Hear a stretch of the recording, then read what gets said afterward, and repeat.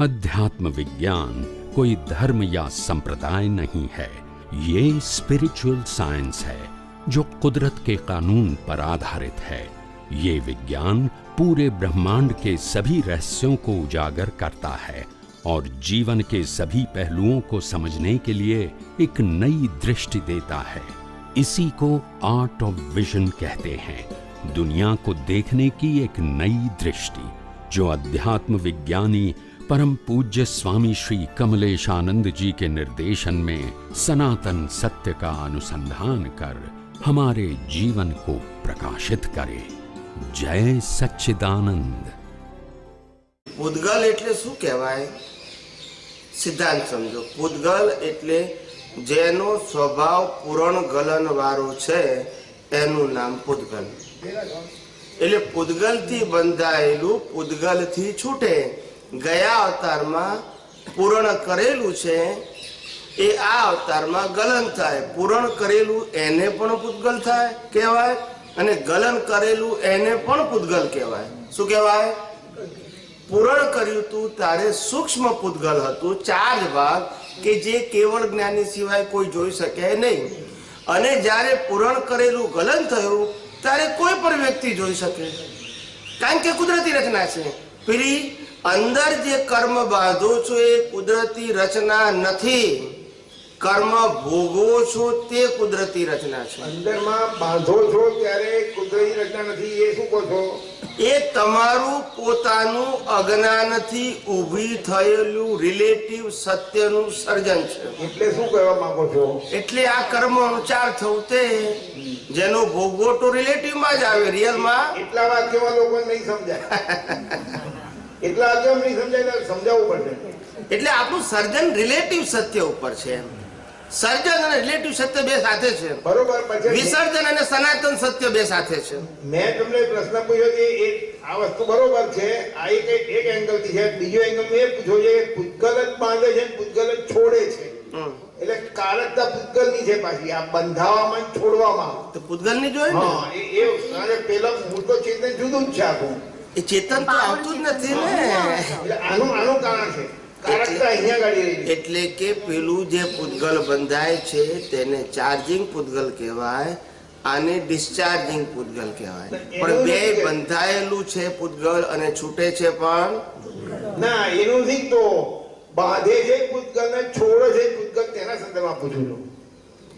છોડે છે સમજ્યા નહીં તમે? છોડવાનું એટલે આખું એવું છે, એ વાક્ય જેણે લખ્યું હોય તે અને જ્યાં લખ્યું હોય તે એની સાથે આપણે ડિટેલમાં નથી જવું। આપણે આ વાક્યને તત્વ દ્રષ્ટિથી જોવું છે કે મેં બંધાયું ત્યારે પણ મારી પૂદગલ દ્રષ્ટિ હતી ને ઉકલ્યું ત્યારે પણ ડિસ્ચાર્જમાં પૂદગલ દ્રષ્ટિ હતી। હવે જો ચાર્જમાં પૂદગલ દ્રષ્ટિ રહેશે તો પાછું નવું સર્જન થશે, અને ચાર્જમાં પૂદગલ દ્રષ્ટિ નહીં રહે તો નવું સર્જન નહીં થાય।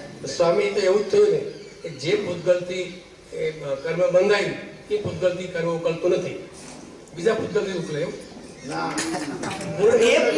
તમે પૂદગલ એટલે શરીર ઉપર ગયા, શરીર નહીં। પૂદગલ એટલે કર્મ બંધાવવાની પ્રક્રિયાને પૂદગલ કહેવાય। એમાં બધા 6 તત્વોને ભાવ એ સમજાવો ને તો સમજી આ પૂદગલ છે, પૂદગલ સમજાવો। પૂદગલ એટલે શરીર નહીં, પૂદગલ એટલે કર્મ ચાર્જ થયેલી અવસ્થાનું નામ પૂદગલ કહેવાય। પૂદગલના પહેલાની અવસ્થાનું નામ પરમાણુ છે। આખું આ જગત અનંતા શુદ્ધ પરમાણુઓથી ઠાસીને બનેલું ભરેલું છે, બરાબર છે? આ આખા યુનિવર્સની અંદર હવે એ પરમાણુ મારા અજ્ઞાનતાને કારણે ઉત્પન્ન થયેલા ભાવથી એ પરમાણુ સક થાય છે અને મારા ભાવને આધારે એ પરમાણુ ઉપર કોટ લાગે છે। શું લાગે છે?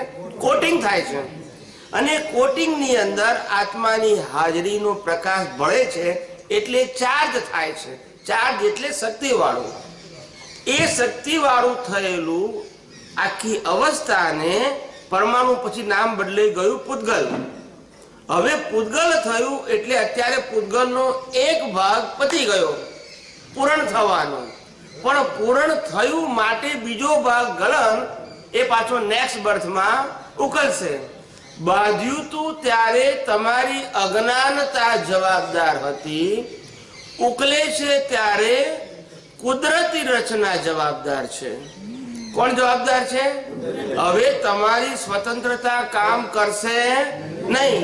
હવે એક મિનિટ, હવે ઉકલતી વખતે જ્યારે કુદરતી રચના કામ કરે છે તે વખતે તમારી દ્રષ્ટિમાં સનાતન સત્યવાળી દ્રષ્ટિ ઉકલતા વાળા ભાગ ઉપર રહેશે તો નવું સર્જન થશે નહીં.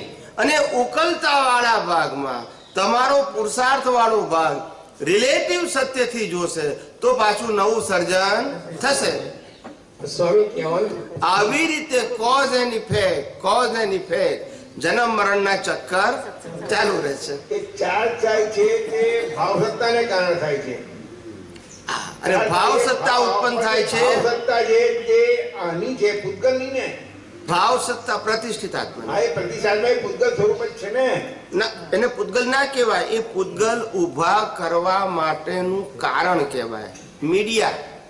કારણ કે ભાવ સત્તા એટલે શું છે? મૂળ રૂપે ભાવ સત્તા એટલે ભાવ કરવાની જે સત્તા છે એને અહંકાર કહેવાય. શું કહેવાય?